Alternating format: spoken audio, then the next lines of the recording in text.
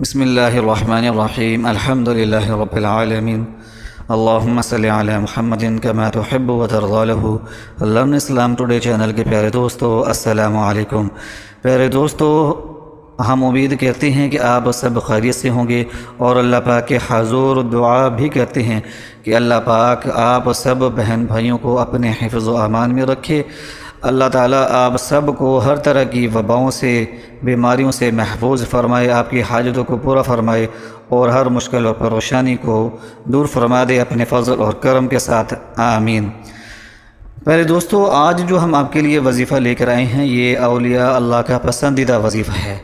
اولیاء اللہ تاکید کرتے ہیں کہ اس وظیفے کو سخت ضرورتوں کے اندر لازمی کیا جائے، اس کی وجہ سے جو ہے تمام مسائل جو ہیں اللہ کے فضل اور کرم کے ساتھ حل ہونا شروع ہو جاتے ہیں۔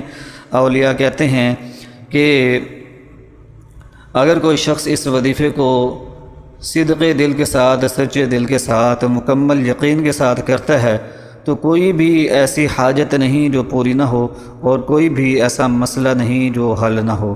ہر پریشانی اور مشکل جو ہے وہ دور ہو جاتی ہے اور ہر بیماری سے جو ہے شفا ملتی ہے۔ پیارے دوستو، یہ انتہائی پاورفل وظیفہ ہے اور اس وظیفے کو کرنے کی اجازت عام ہے۔ وظیفہ بتانے سے پہلے ہم آپ سے درخواست کرنا چاہتے ہیں کہ اگر آپ پہلی بار ہمارے چینل لرن اسلام ٹوڈے پر تشریف لائے ہیں اور ابھی تک ہمارے چینل کو سبسکرائب نہیں کیا تو برائے مہربانی ہمارے چینل کو سبسکرائب کریں اور گھنٹی کے نشان کو لازمی دبائیں تاکہ ہمارا ہر نیا وظیفہ جو ہے آپ کو فوری طور پر مل سکے۔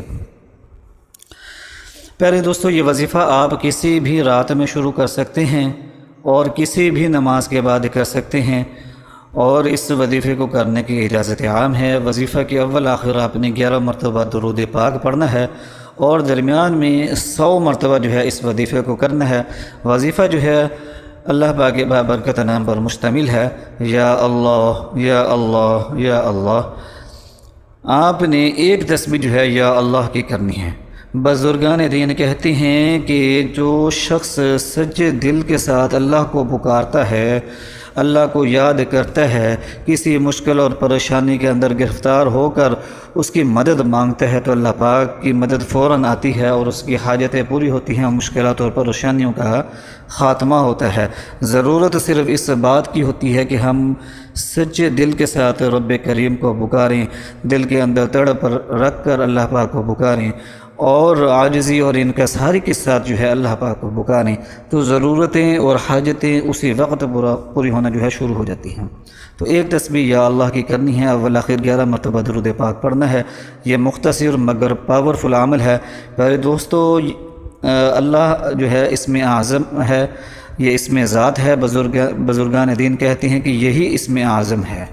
اسم اعظم سے مراد وہ بابرکت نام ہے کہ اگر دعاؤں کے اندر پڑھا جائے تو دعائیں قبول ہوتی ہیں اور حاجتوں کے اندر پڑھا جائے تو حاجتیں پوری ہوتی ہیں، مشکلات کے اندر پڑھا جائے تو مشکلات دور ہوتی ہیں، بیماری کے اندر پڑھا جائے تو بیماریوں کا خاتمہ ہوتا ہے اور شفا ملتی ہے۔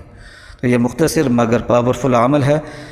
باوضو قبلہ رخ بیٹھ کر اس عمل کو کر لیں، تہجد کے وقت کریں تو زیادہ بہتر ہوگا۔